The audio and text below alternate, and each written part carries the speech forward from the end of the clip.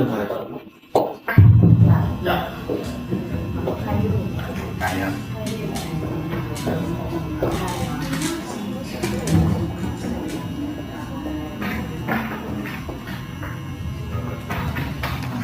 ယ်လိုအားလုံးပဲမင်္ဂလာပါကျွန်တော်တို့ engineer ပုံမှန်လေးတော့ဖြစ်ပါတယ်အခုဒီ presentation လေးမှာတော့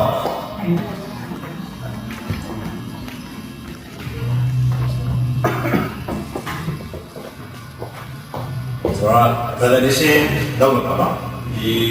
ငလင်ရဲ့ငလင်လုပ်ပြီဆိုရင်ကျွန်တော်ကငလင်လုပ်လာတဲ့နောက်ပိုင်းမှာငလင်ကိုဘယ်လို shot ချမလဲငလင်ခံနိုင်တဲ့ design ဘယ်လို design ဆွဲကြမလဲပေါ့နော်အဲ့လိုပဲငလင်လုပ်လာရင်ငလင်ကဒါ design ထုတ်လို့တော့ပေါ့လုံခါမှု design ထုတ်လို့အဲ့ရနေပြီးတော့အဲ့ design ကိုကျွန်တော်တို့ရဲ့ဒီမှာ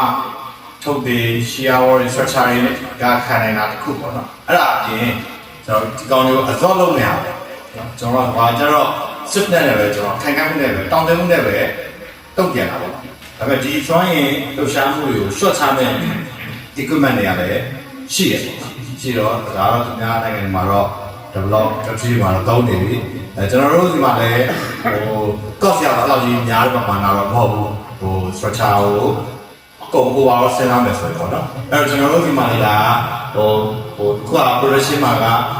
ဒီမှာဆိုရင်သူတို့တော်တော်များများသုံးနေကြတယ်ပေါ့နော်သုံးနေကြတဲ့ဒေတာမှာcost ကလည်းရင်းဖြစ်လို့ရင်းလိုက်မမီတဲ့ဟာမျိုးမဟုတ်တော့ဘူးပေါ့အဲ့တော့ reasonable price ပဲဖြစ်ပြီဖြစ်တော့ကျွန်တော်ကဒါလေးကိုကျွန်တော်တို့ကသုံးချမယ်ဆိုရင်ကျွန်တော်တို့ manually မြို့အနေနဲ့ငလင် risk ကလည်းများတာပေါ့နော်အဲ့တော့ frequently ခဏခဏလုပ်နေတဲ့အနေအထားမှာကျွန်တော်က equipment တွေသုံးမယ်ဆိုရင်minor upgrade ဆိုရင်ကျွန်တော်တို့ကဘာမှ prep လုပ်ပေးပါရတဲ့ product ဖြစ်အောင်ဆိုရင်ဒီလိုပစ္စည်းတွေကျွန်တော်တို့သုံးမှာပဲရပါတယ်အဲ့တော့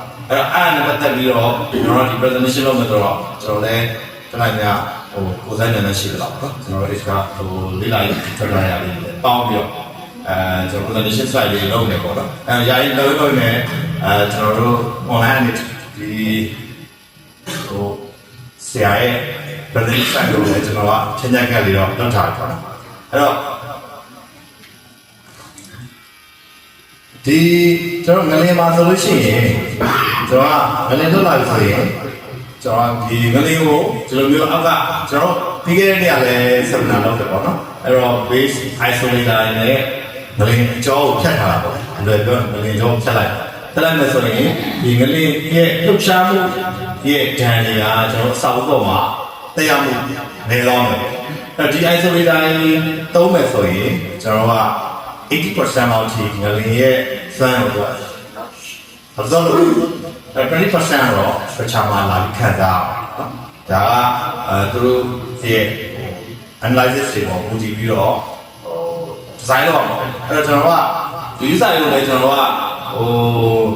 generalized standard product တွေကတော့ရှိတာပေါ့နော်ဒါပေမဲ့ကျွန်တော်တို့ရဲ့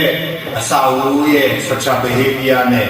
ဒီ ground motion ပေါ့ဒီကြီးလောက်လုပ်လဲပေါ့မြေကြီးရမ်းလုပ်တဲ့နေရာမှာဆိုရင်ဒါသုံးလို့ရှိရင် effectiveness ကရင်းနေပါမှာအဲ့တော့အဲ့လှရှားမှုပမာဏကိုကျွန်တော်တို့ကထိန်းချုပ်နိုင်တဲ့ဒီ design ကိုကျွန်တော်တို့ကပြန်ဆွဲရတယ်အဲ့ကြောင့်မို့ဒီအောက်က base isolator တုံးရည်ရဲ့ size ကဘယ်လောက်ဖြစ်မလဲအထူဘယ်လောက်ဖြစ်မလဲပြီးရင်ဒီ isolator မှာဆိုလည်းကမျိုးလို့ရှိတယ်အဲ့ဒါလေးလည်းကျွန်တော်နောက်ကြရင်ထပ်ပြီးတော့ပြောသွားမယ်ဒါကတော့ကျွန်တော်တို့က most efficient South project အသစ်မှာကျွန်တော်တို့သုံးတယ်ဆိုရင်ဒါခါချက်တော့ပိုကောင်းတာပေါ့နော်။under construction မှာလုပ်တယ်ကျွန်တော်တို့ကစိုးရိမ်ကြမလို့တော့ပေါ့။ဒီကောင်ကအောက်ထဲမှာခါချက်ထားနေတာဆိုတယ်။အဲ့တော့ကျွန်တော်တို့သူတို့ရဲ့ဒါရဲ့limitation တွေတော့ရှိတယ်။ကျွန်တော်ဒီဆောက်ကအရင် slender ဖြစ်တဲ့ဟာဆိုလို့ရှိရင်ကျွန်တော်သိတာပါတယ်။တိတိကျကျဖြစ်လာပြီဆိုရင်ဒီကောင်ထက်ရင် top ဒီလဲမှာလာတော့ over stability ကိုစမ်းရှိတာ။ဒီ limitation တွေရှိတယ်အဲ့တော့အဲ့လိုမျိုးတိကျကျဖြစ်လာတယ်ဆိုတော့တက်ချက်ပြီးတော့ overtime ဖြစ်အောင်လို့ထိန်းရမယ်အောက်ကဒီ tension တန်ဖိုးလို့ရမယ် equipment တွေတက်ရှိအဲ့ဒါကြီးတက်ထဲဖို့အဲ့တော့သူပုံမှန်ပြတော့ဒီကောင်ကအကျယ်ကတပီးကိုအမြင့်၄ပေပေါ့ဒါတော့ကျွန်တော်မှတ်တော့တစ်ချိုလေးပေါ့အဲ့ဒါဆိုရင်တော့သူပုံမှန်ဒီ isolator တော့ရင်လည်းရတယ်ဒါအဲ့ဒါ slender ဖြစ်လာပြီးကိုရှိလာပြီပေါ့ရှင်းလာပြီဆိုရင်ခုနကလိုကျွန်တော်တို့က ဒီ top effect မဖြစ်အောင်ဘယ်လိုထိန်းလဲဘာလို့လဲဒီ bearing ကလည်းကျွန်တော်ကငလေလုပ်မယ်ဆိုတာပဲချိန်လုပ်မယ်မသိဘူးအဲ့မှာတက်တန်းတစ်ခုရလာတဲ့အချိန်မှာ bearing တွေကလည်းဟို efficient ကကျလာတဲ့အချိန်မှာဟို job ဆက်တဲ့ဟာကကျွန်တော်တို့တက်ချက်ထားတော့80%ကျွန်တော်ပြောတာတကယ်လို့တဲ့အချိန်မှာ maybe 50% ပဲဖြစ်သွားတော့30%လောက်ပိုလာတော့ပိုလာရအောင်ဒီစာအုပ်က movement ကိုခံမှာခံတဲ့အချိန်မှာအဲ့ဒါကိုလည်းကျွန်တော်ကဟိုယူပြီးစဉ်းစားဖို့လိုတာပေါ့အထူးသဖြင့်ဟိုကျွန်တော်တို့ top layer ရဲ့ effect ကိုလည်းပိုပြီးဆက်တယ်လည်းဆိုတော့ကျွန်တော်တို့ဟိုကျွန်တော်တို့ပုံမှန်သူတို့ပြောတဲ့နောက်လို့ကျွန်တော် 100% တော့အပေါ် switch အောင်ကျွန်တော် 100% တော့ design မဆွဲတော့သူ80 observe လုပ်တယ်ကျွန်တော်က 50% လောက် 30% ကိုဟိုဂျားထဲမှာ buffer လုပ်ပြီးတော့ပေါ် switch ကိုဆွဲထားတယ်ဒါလို့ဆိုလို့ရှိရင်ခုနကရအောင်ဒီအောက်မှာ color ကြာလို့ဒီတော့ efficiency ကျသွားနေတယ်ကျွန်တော်တို့ switch အကွေကိုဟိုခံနိုင်နေအောင်ကျွန်တော်တို့ဒါတော့ကျွန်တော် engineering judgment ပေါ့ designer ရဲ့ဆုံးဖြတ်မှုနဲ့လည်းဆိုင်တယ်ကျွန်တော် regulation တွေပေါ့ကျွန်တော်တို့အခုကတော့ကျွန်တော်ဒီမှာကဒါနဲ့ပတ်သက်ပြီးတော့ regulation ကကျွန်တော်ဒီကတော့မထွက်သေးဘူးပေါ့အဲ့တော့အဲ့ regulation ထွက်လာတယ်အဲ့ regulation guideline နဲ့လည်းကိုက်ပြီးအောင်ကျွန်တော်တို့က design ဆွဲရမှာအဲ့တော့နောက်တစ်ခုကကျတော့ကျွန်တော်ကဘယ်ဆိုရလဲပေါ့နော်နောက်တစ်ခါကျကျွန်တော်က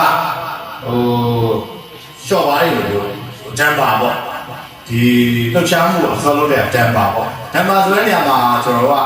ပစ္စည်းမျိုးလိုရှိရခုနကျွန်တော်ရှော့ပါးတော့ကျွန်တော်လည်းရင်းနှီးရတာပေါ့နော်ကားတွေမှာလည်းတုံးတယ်ဆိုင်ကယ်တွေမှာတုံးတယ်ရှော့ပါးလေးရှိရနောက်တစ်ခုကခုနလိုပဲ rubber ကိုအခြေခံပြီးတော့တန်ကြားသုံးလေးချက်ထဲကိုပြက်ပြီးတော့လုပ်တယ်လည်းရှိတယ်ဂျမ်ပါရဲ့သဘောတရားကသူက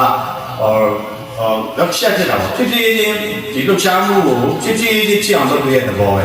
အဲ့တော့ dynamic အရှင်ဝင်လာမှပဲ effective ဖြစ်မှာဟို static လုပ်ဆိုရင်တော့ effective ဖြစ်ဘူး။ဘာကျွန်တော်က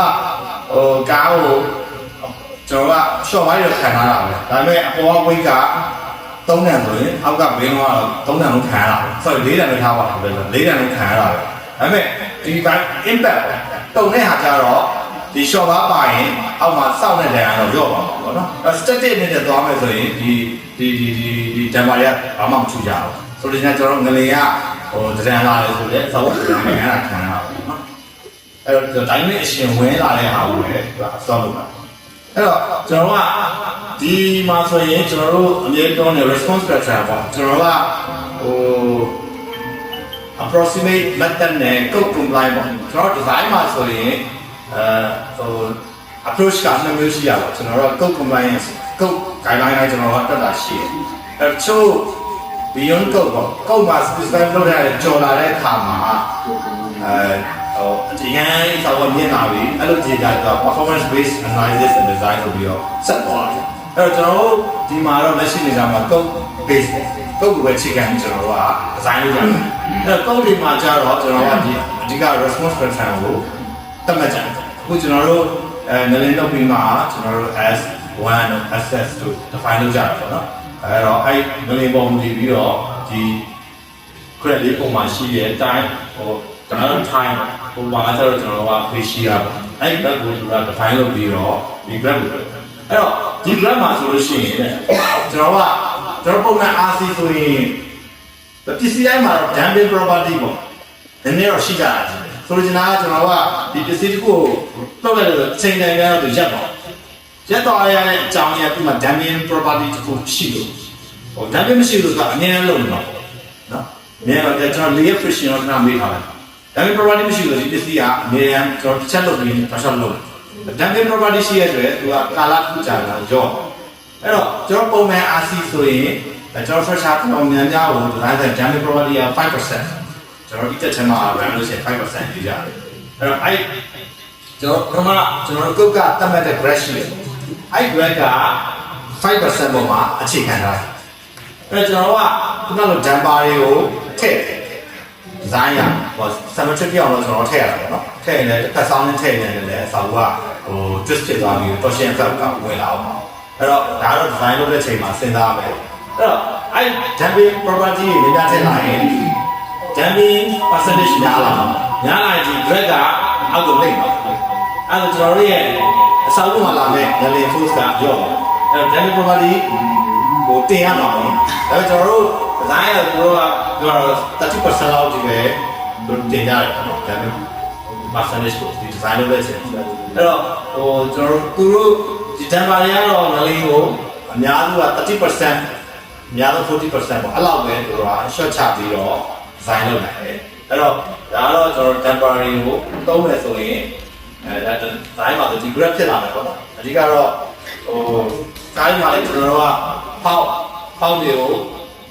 ရှော့ပါးတွေကိုမနာထည့်ရင်တရားစကားလည်းတူတာပေါ့ရိုင်းများပြီးရန်တောင်းသွားရင်လည်းဖက်က reverse နဲ့ပြန်ဖြစ်နိုင်တယ်အဲ့တော့ကျွန်တော်ဒီမှာတော့operation နဲ့ဒီစောင့်ရ performance တွေကိုသတ်မှတ်ထားရတော့ကျွန်တော်တို့တွေ့တယ်အဲ့တော့အများစုကငလင်တွေလိုက်မှာဆိုရင်သူက criteria ဒီလိုမျိုးရှိမှာပေါ့ကျွန်တော်တို့ရဲ့ design ဆိုရင် basic ကတော့ collapse prevention ဖြစ်မှာပေါ့နော်ဒီကျွန်တော်တို့ကတစ်ချက်နဲ့တင်နိုင်ရင် life safety အဓိကတော့ကျွန်တော်ဒီလောက်တော့အနည်းဆုံးသွားတက်တာပေါ့အလဲတော့အဲ့တော့ငလင်တော့ဒီအချိန်မှာချက်ချင်းနေလို့ရတယ်ဆိုလို့ချင်းတော့ structure တော့ဒါပဲမဖြစ်ဘူးမိုင်နာလေးတော့ဖြစ်မှာဟုတ်နည်းနည်းလေးအုံရိုးတွေပါဆိုရင်အဲ့ဒါပေမဲ့ကျွန်တော်နေလို့ရဒါပေမဲ့ခြေလိုက်ပြီးလိုက်နေတော့ပျက်စီးမယ် non structure တွေမှာအများကြီးပျက်စီးသွားကျွန်တော်ကstructure တွေငလင်းခံတဲ့ design လုပ်ပြီးဆိုရင် basic ကကျွန်တော်တို့ကဒီ life safety နဲ့ကျွန်တော်ကဆွဲရတယ်ဆိုရင်structure ကိုကျွန်တော်တို့ကထုတ်တဲ့တိုင်တွေကိုပဲအဓိကထားပြီးတော့ design လုပ်ကြတာပေါ့နော်အဲ့ဒါရတော့တချို့ဒီထားတဲ့ကျွန်တော်တို့ engineering assessment ကချို့အလေးဥမာခံမှန်းခါတော့နေကြီးပေါ့ဟိုနေကြီးကြော့သွားတဲ့နေရာမှာတော့ဖြစ်သွားလို့ကိုယ့်ရဲ့ concept နဲ့လည်းလုပ်သွားရင်structure ကထုတ်ပြီးမှတော့ minor ဖြစ်မှာပေါ့နော်အဲ့တော့လုံးဝဒီတစ်ဖက်မဖြစ်အောင်ဒီအုပ်ရိုးလုံးဝ rigid ပေါ့အဲ့တော့အားလုံးကိုကျွန်တော်က RC board နဲ့လို့လုံးဝ rigid solid ဖြစ်အောင်လုပ်လို့မရဘူးရတယ်ဒါပေမဲ့အဲ့ဒါတော့လေ cost ကအရင်တက်သွားအဲ့တော့အဲ့လောက်ကြီးလေလုပ်ဖို့ကြတော့မလွယ်ဘူးပေါ့နော်တက်ပြလာနေတယ်ပို့ဆုံးပါဘူးအဲ့တော့ကျွန်တော်ကဒီတို့ရဲ့အစာအုပ်ပေါ်ကိုကြည့်ရပါတော့တန်တော့ဒီ life safety ပေါ့နောက်ကျန်တယ်လို့ရှိရင်တော့ imagine on capacity ပေါ့operation ဆိုတာတော့တော့ငယ်လို့ပြီးတော့တန်ပြီးချက်ချင်းသုံးချလို့ fashion ရှိရမှာအဲ့တော့ဒီမှာတော့ operation တွေကစေးရုံကြောက်လီတက်တကယ်ချက်ချင်းပြန်ပြီးတော့ငလင်းလုပ်ပြီးမှ operate လုပ်မယ်ဒီကျွန်တော်ငလင်းဌာနဖြစ်မှာကျွန်တော်အခုငလင်းလုပ်တာကျွန်တော်မန်တဲ့ငလင်းဌာနပါသွားလဲဆိုတော့ငလင်း record တွေမရလိုက်ဘူးလို့လည်းကြားတယ်အဲ့တော့ဒါတို့တွေဖြစ်အောင်ဘယ်လိုစာအုပ်တွေဆိုရင်ကျွန်တော်က operation နဲ့ဖြစ်အောင်ကြီးကျွန်တော်က design ဆွဲရမှာလေဒါဆို operation နဲ့ဖြစ်ဖို့ဆိုရင်ကျွန်တော်ကပုံမှန်ကျွန်တော်ရဲ့ structure အုံးတွေကဘယ်လိုလုပ်တော့အဲ့တော့ကျွန်တော်ခုနပစ္စည်းတွေကိုကျွန်တော်က damper တွေ isolate လုပ်ထားတယ်။ damper တွေ isolate လုပ်ထားတဲ့အတုံးအကြီး solid ကြီးလုပ်မယ်ဆိုရင်ပို့ပြီးတော့ cost ကပိုများမယ်။အဲ့တော့ damper တွေ isolate ခံတာကပို့ပြီးတော့တက်တွေ့ကြတယ်။ပြီးတော့ operation နဲ့ဖြစ်မယ်။အဲ့တော့ကျွန်တော်ရဲ့စာပြီးရဲ့ design ရဲ့ performance ကကိုကဘယ်လောက်ထိကျွန်တော်က design ဆွဲခြင်းအဲ့ criteria ပေါ်မူတည်ပြီးတော့ဟိုအဲ့တော့ကျွန်တော်ဒီမှာလည်းနောက်ကျတော့ကျွန်တော် channel guideline တွေပါတွေကဖတ်လာဘယ်လိုစာအုပ်မျိုးဆိုရင်ဘယ်လောက် performance တင်နေတယ်ပေါ့ဘယ်လိုစာအုပ်ဆိုရင်တော့ရတယ်ပေါ့နော်ကျွန်တော်အိမ်ကတော့အိမ်ဒီမှာဆိုတော့basic ကတော့ဒီ life safety choice ပါဆိုတော့ပါပေါ့နော်ကျွန်တော် code compliance ပုတ်တိုင်းတော့တော့နောက်တဲ့ advanced ကိုထပ်ထည့်နေရင်တော့ဒါတော့ထပ်တော့အဲ့ဒါတော့ပိုကောင်းတာပေါ့အခုလိုproduction cost တွေဘာလို့မလဲပေါ့နော်ကျွန်တော်တို့ Taiwan တို့ Japan တို့ဘက်က product တွေကျွန်တော်ကသုံးနိုင်တော့ပိုကောင်းတာပေါ့အဲ့ cost ကအရင်မြင့်နေလောင်းနေကျွန်တော်က China made China brand နဲ့သုံးတဲ့တော့ဘာလို့ဒီကောင်ကကျတော့အစစ်နဲ့ high tech technology ကိုပေါ်နေရတယ်။ရှော့ပါဆိုလည်းကျွန်တော်ပေါ်လာကြာလာတယ်ပေါ့နော်။ rubber ဆိုလည်းပေါ်လာကြာလာတဲ့ product တစ်ခုပဲ။ပြီးကြတော့ခုနက isolate လိုက်တော့လည်းခက်ခဲတဲ့ production process တော့မဟုတ်ဘူး။ပစ္စည်းမှန်တာရွေးပြီးတော့ပေါင်းဆက်လိုက်ရင်လုပ်ဖြစ်သွားတယ်။ဒီမှာလည်းတချို့ကတော့ထုတ်ဖို့တွေပြောနေကြတယ်ဆရာကြီးလည်းရှိရပေါ့နော်။ဒါတော့demand ပေါ်မူတည်ပါပေါ့။ပစ္စည်းထုတ်လို့လည်း supply demand ဒါလေးကတော့ဒါ isolator ပေါ့ isolator ကိုisolator မှာတကယ်တော့အများကြီးရှိတယ်အဓိကတော့သူက အောက်ကလောက်တဲ့အပေါ်မရအောင်ဖြတ်ထားနိုင်ပြီးတော့ဒီဆောင်ကြီးငြိမ်နေအောင်လုပ်တဲ့ပစ္စည်းဆိုရင်ဒါ isolator ပဲ isolator က generalize တယ်အဲ့ဒါမှဒီအပေါ်ဆိုရင်ဒါအများကြီးတုံးနေရပေါ့တတန်းလဲတုံးမှကြဖြစ်တယ် rubber တလွာတန်ကြားတလွာပေါ့ rubber တလွာတန်ကြားတလွာဒီလေမှာတော့ခဲပါခဲရကြတော့ကျွန်တော်တို့က damping action ပါဟိုကတော့ကျွန်တော်တို့ကဒီ sandwich ပုံစံလုပ်ထားတာတော့ဒီအောက်ကို settlement လေ rubber ကြီးပဲဆိုတော့ဖိလိုက်ရင်ဣတော့ဣတော့ရင်ဆောင်းရဲ့ဟို vibration ကဟိုဝင်လာမှာပေါ့အဲ့လိုဣပြီးတော့ settlement ပဲဖြစ်နေတယ်အဲ့လိုမျိုးပြန်တော့တန်ကြားတော့ rubber တော့ခံရတယ်အဲ့ rubber ဆိုတော့တစ်ခုလုပ်လို့ရှိရင်သူကဟိုရွေးရှားမှုကိုစီစီလေးနဲ့ခံတယ်အဲ့တော့ဆောင်းရဲ့အရှင်ဝင်နေလာရင် short channel ကအလေကခဲပါခဲလို့ကျွန်တော်ပုံမှန်ခဲလို့တော့မဟုတ်ဘူးပေါ့တို့ရဲ့အဲ့တော့ကျွန်တော်ဒီရဲ့ quality ရပဲတွင်းထဲကတဲ့ quality ရပဲအရေးကြီးတယ်သူထုတ်လို့တဲ့ process ကဟိုချွေချွေရောမဟုတ်ဘူးတန်တန်းတစ်ချက် rubber တစ်ချက်ထက် high ဘယ်လောက်လဲ high များလေကျွန်တော်တို့ movement များခံဇိုင်းရတော့အဲ့ထည့်ပြီးတော့ဟိုဒီကံလေးကိုထည့်ပြီးတော့ပေါက်တက်လိုက်တာ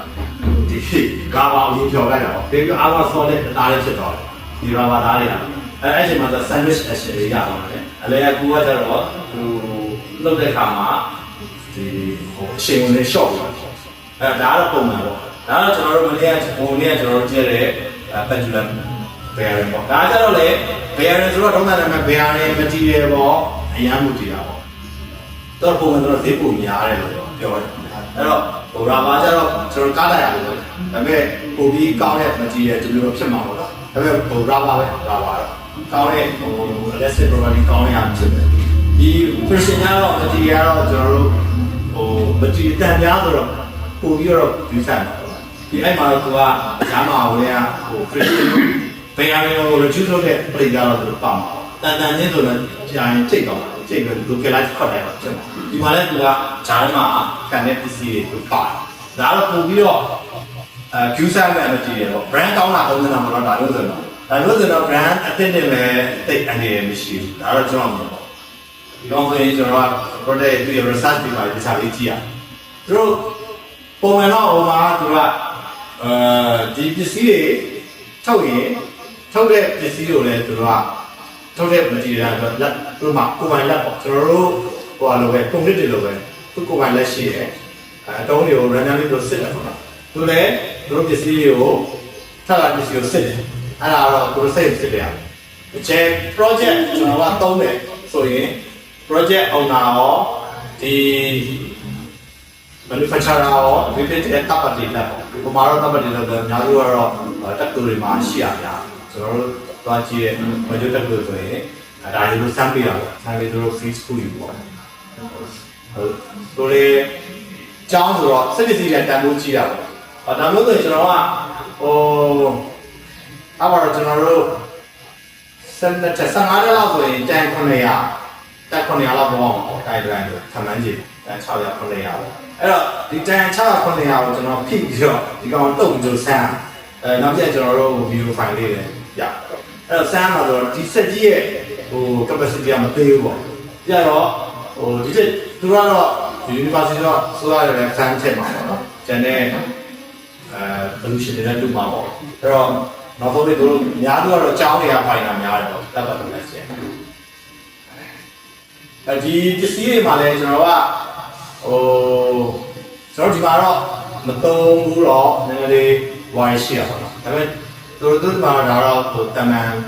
ဘယ်လိုဖြစ်သွားလဲဒါတော့ base plate တာလို့ဖြစ်သွားပြီအဲ့တော့အရေးကြီးတဲ့ project ပေါ့အကြောင်းလို့စေးရုံလို့ဆိုရင်ဒါကျွန်တော်ခါးချက်တော့မယ်အဲ့တော့ဒီခုဖြစ်သွားလို့ပြင်ရမယ်ဆိုလည်းပြင်တဲ့ cost ကဆိုတော့ဟိုမထည့်ခဲ့လို့ပေါ့။မှာကျွန်တော်စာအုပ်မှာရှိတဲ့ service တွေထိခိုက်သွားရင်ပြင်ရမယ့် cost ကမနည်းဘူးပေါ့။ပြီးတော့ကျွန်တော်ဒါလေးကိုရက်ထားဆက်ပြတော့။အဲ့ဒီရဲ့ cost တွေနဲ့ရှင်းလိုက်ရင်ဒီချိန်မှာဒါတွေသုံးတဲ့ cost ကကြီးပါတဲ့အခါမဟုတ်တော့ဘူး။အဲ့ကျွန်တော်တို့ဟိုသူတို့ဒီမှာကျွန်တော်သွားတဲ့တူမှာလည်းသူတို့ ship တွေပဲပေါ့ရှိတယ်ပဲဆိုတာကvirtual တုတ်တဲ့စဝဲပေါ့ကြီးတွေ model ကြီးကို test လုပ်လို့ရတယ်အဲကျွန်တော် online မှာရှာပြထားရတယ်ကျွန်တော်ချက်တာ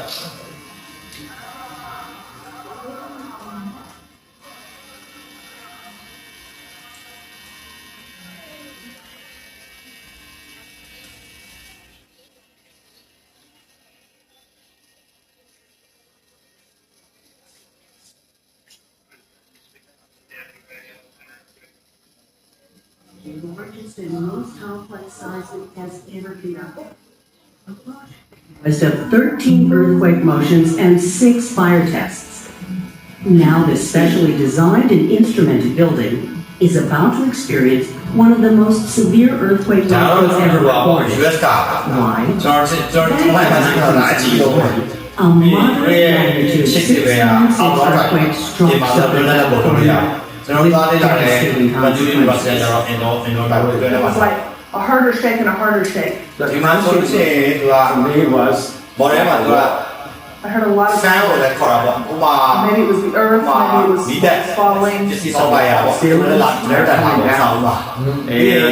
ဖာယာတော့ပါလာဆန်းအောင်ကလေးတော့ပြီးတော့မယ် Onto beds, အဲ့ဒါတည်း furniture ပစ္စ was ည်းတွေ moving ရတယ် around. ဒီဆောင်တော့လာခဲ့ပြီးတော့ People yelling. research တက်ကဒီဆောင်ပေါ့အဲ့ပေါင်းပြီးတော့ကျွန်တော်တို့ကြီး We used to ကို be on တ the က်ဆက် second လုပ် floor and we တာ had ဘယ် to လို come တက်လို့လို့လဲဆောက်ပြီးတော့ Earthquake can hit ပစ္စည်းကောလည်းလည်းပါပေါ့ I don't know how anybody would have been able to get out of those offices ဆန်း fast. လေးဆွာလေးကြော Fortunately, at 6 a.m., the services. တို့မှလည်းဒီနေ့ကြီး in 1971, တော့တာလည်း the highway, the ယူတာရေကိုပြစ်ပြီးတော့တောင်းရမယ်ဆိုတော့ဒီရှင်းကတက်တော့တော့ရေးချက်ဆောင်လို့ကတော့တိုင်းလို့ California responded, improving codes and standards that made our hospitals safe. Inside. Longer than they thought they would, and one even longer than they thought they would. And it will not only test the building, but it will The project also benefits equipment on the roof, from the structural frame to the healthcare equipment that eventually fills the building. The structure is specially designed to meet the intent of current building code requirements. The exterior has common facade systems, and the interior is furnished with typical partition walls and complete ventilation, mechanical, electrical, and plumbing systems, including different fire sprinkler and ceiling systems. And for the first time anywhere, a full-scale, fully functioning ဆို elevator, တော့သူကဒီမှာရှိတဲ့ပုံမှန်ဆိုရင်ကျွန်တော်တို့သွားလိုက်တယ် on 2 floors are a variety of fashion devices and furnishings used in the acute care facility. From surgical glasses, beds, cabinets, a patient lift, and crucial sequence that will directly test current codes and practices. First in the sequence, a near design level earthquake event. This is a test using an earthquake motion that occurs approximately 175 years, with the expectation that the building will remain functional. With the foundation fixed to the table, the researchers use a record from the 7-foot violent shaking. The images speak to the devastating power of this quake. ဒါတော့အိုင်ကိုလေးလာတော့အကျစ်တော့ပါဘူးပြန်ခိုင်းထားရခိုင်းပြထုတ်လိုက်တယ်ကျွန်တော်ဒီကားလေးအားလည်းတော့ပါတော့ပါတယ်ဆက်ကိုစုလည်းများတယ်အဲ့တော့ဘယ်လိုလဲစီးလို့တော့အနေဒါအဲ့ဒါလည်း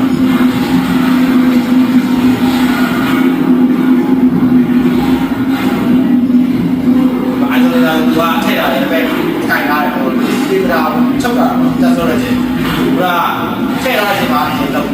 မပြလို့တာကမထည့်ရအောင်လို့ပြတကယ်ကျတော့ထည့်ထားအောင်လို့လုပ်တာဒီကောင်ကတော့ထည့်မထည့်မဲ့စစ်လိုက်တော့ဘာဖြစ်စီသွားရင်အဲ့တော့လက်သူရဲ့လက် The record, the research team and their industry partners swarm over every inch of the building and its ဒီ systems. လိုပစ္စည်းကိုပုံလေးတာပေါ့ previous panel မှာပြင်ဖက်ဆက် panel မှာလည်းဒီစိတ်သားကြည့်ပေါ့ဘယ် They လိုဖြစ်လဲ document နားလည်လို့ movements, သိလား changes, ဘုရားလေးဘလောက်ရှိလဲ and any damage. These observations and the visual records are correlated with the instrument data to provide a clear and To me, that was well worth it. structural designs and codes hold up to Fell over because they were not anchored properly. Unfortunately, you saw dead stone. Well, the 3 floors, that the internal framing of that really got ကျွန်တော်ဒီနေ့ချက်တွေအမှန်တကယ်ပြောရတာ So generally, the damage levels are what we were hoping. They will not collapse, but will lose.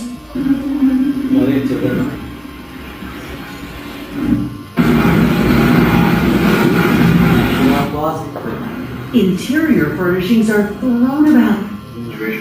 because the codes detached that fell off. I did. Early May of 2007, the effect of base isolation becomes obvious. As the table displays, the isolators provide elastic joints between the earth and the structure, automatically attenuating the accelerations of the transition. ကျွန်တော်ကကိုက ground motion တွေတော့ဆရာတော်ပြီးတော့ကျွန်တော် manage ရတာရလိုက်တယ် အဲ့တော့ဒီဗီဒီယိုရှိတယ်။ပုံမှန်တော့ကတော့6ပါအဲ့ဒီပဲချက်တော့မှာ။ဒါတော့ဒီလိုလိမ့်တဲ့ data ပေါ့။ပေါ်လမ်းကြောင်းနဲ့ပြီးပြီးတော့ဒီကမျိုးစားပြပြရတဲ့ပုံများမှာအဲ့လို data မျိုးဆိုရင်တော့ဒါရေးတော့ပါကမလို့ 90% of the displacement that actually was imparted on the building was absorbed by the isolator. And so the result is... ဘက isolator ကိုအတင်းတော့ထားတယ်။ဒါတော့ isolator ကိုစစ်ဆိုတာလေ The hospital could remain functioning, the patients would be safe. The ဒါတို့ကဆေးရုံတွေဒီကြီးရဲ့ operation နဲ့ကျွန်တော်ဝိုင်းဆေးရုံရဲ့မပေါ့ဘူးလို့ရောပေါ့စာပါတွေပေါ့ဒီကျွန်တော်တို့ data တွေသိနေရတယ်ဒါတို့လည်းရမ်းရေးကြည့်ရဖြစ်ပါတယ်ဒီကတော့သက်ရှိတဲ့ထဲမှာဖြစ်ပါသူတို့လည်းနောက် data ကိုရေးကြည့်တယ် The rest of the building remain functional, so that's a success. The seismic testing သူတို့ supply နဲ့ကျွန်တော်ပြောချင်တဲ့ခါမှာတော့ led by isolator ထည့်လိုက်တယ်ဆိုရင် Mr. Polytechnics, these 80% tests သူ were for the အစောလုပ်တယ် first ။အော် time ကျွန်တော်50%လောက်ပဲအစောလုပ်တယ်ထားလိုက်။အပေါ်မှာ switch တော့တဲ့ပမာဏရော့။အဲ့အပေါ်မှာ switch ရဲ့ cost ကလည်းအဲ့ဒါတူတူရော့ပါ A simple I cost the food for specially designed project တွေတော့ဒီ and မှာ stop materials. အဲ့တော့ chip လောက်ကြီးလဲဟို Also တော့ tested are active systems. The ဒီ sprinkler, တဲ့ alarms, That's what and I'm calling for, the Josh. fire door. မက်ဆွတ်ချာမှာလည်းကျွန်တော်အချိုးရက်တွေက 6 different fire tests will be conducted in 3 areas on the 3rd floor. The team initiates the first test. ဒါလည်းကျွန်တော်တို့ကငလင်းလုံးလို့မီးတောင်နဲ့ဘာဖြစ်နေစမ်းအောင်ဒီလိုက်ပြီးတော့ဘေးပြောင်းဒီမှာတော့ profession ဆုံးပါမှာပေါ့ကဆေးရုံသမားလည်းဆေးမစီလာမောက်က The တော့ပါတော့ sprinklers activate perfectly as ဘယ် designed. မှာရတဲ့မောက်ကလာတော့မှာဒီမှာလာဆန်းအဲ့ဒါကြိုင်ပြီးပြောင်းလို့ဖြစ်တယ်။ fire door ရမီးလောင်တဲ့အချိန်မှာငလျင်လည်းလောက်တယ်မီးလည်းလောင်တဲ့အချိန်မှာ automatically ကျွန်တော်ရ spot detection တွေလုပ်တာလုပ်ရဆိုရင်ဒီ product ကဘာဖြစ်လာပေါ့ certificate ရမှာ test it The fire burns until all the air is consumed and the fire ကျွန်တော်လည်း extinguished. ဒီသက်ဌာနမှာဆို Then the fire team rate တဲ့ inspects the ပတ်စံ test. You have to have the temperature high enough for all the operators. Over 3 days, the fire tests continue.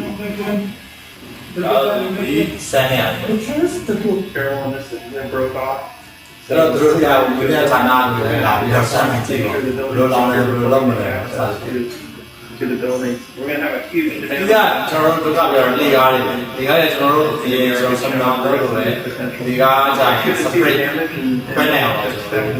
လုပ်လာမှာနော်ပြီးတော့ fashion နဲ့ဖြစ်မှာဘာလို့လဲကလေးလို့ကျွန်တော်ကအားလုံးကဒီမှာတော့ဒီပဲလောင်တာကျွန်တော်ကကြောက်တော့ဆင်းပြေကြတာဆင်းပြေတော့လေကားတော့သုံးပါအဲ့ဒီကတုတ်ထွက်နေပြီးတော့ဟိုအနေဖြစ်နေပါဘူးနော်ပြုံးလည်းပြုံးမထွက်ရအောင်သူကြောင့်လည်းကျွန်တော်ဆက်ချာကိုစိုက်တော့ဖြစ်အောင်ကျွန်တော်ကဒီလေကားလေးကို Really ပုံ helps စံ to know that what we think is going to happen is in fact what is going to happen. That's never been done before. Like 300 degrees in the elevator shaft. the attending observations of the test. ဒါတော့သူဒီမှာ full scale ကိုလုပ်တဲ့ test ပေါ့နော်ဟို full scale ကပို့ပြီးတော့ကောင်းတာပေါ့တကယ်ဖြစ်တဲ့ဟာလည်းကျွန်တော်ကအနည်းဆုံးလုပ်နေရမှာဟို model ဟိုဆိုလုပ်တဲ့ model လေးတိတိလုပ်လိုက်တယ်90ရာခိုင်နှုန်း short လေးလုပ်ရတယ်လုပ်ရကြတော့ဒီ model လေးလုပ်တဲ့အချိန်မှာလူတွေအားလုံးပစ္စည်းကိုပို့ပြီး view site အောင်လုပ်ချင်တော့ပါလားပို့ပြီးကောင်းတယ်လုပ်ချင်တော့ပါပေါ့နော်တကယ် reality နဲ့လည်းဝေးတာပေါ့ဒါပေမဲ့သူတို့ကပါလဲဆိုတော့ model တော့ရတဲ့တွေကဒီရဲ့ response တော့ဒီ material ရဲ့ဟိုအောင်တိုင်းတာတော့မဟုတ်ဘူးဒီကောင်းရဲ့ response လို့လာတယ်အဲ့တော့ဒီပတ်ဝန်းကျင်ကဒီဟို veterinary shit နဲ့တော့ပုံစံခိုင်းတာပေါ့နော်ဒီရဲ့ five model လေးတော့အမှားဟိုရေးထားလိုက်နေရှိရတယ်အဲ့တော့ဒီလုပ်လိုက်တဲ့အချိန်မှာဒီရဲ့အားတွေကကျွန်တော်တို့ခံမှန်းတာတဲ့ percentage ဘလောက်ကိုရောက်လဲဆိုတော့သူကစစ်တာစစ်ပြီးတော့သူရဲ့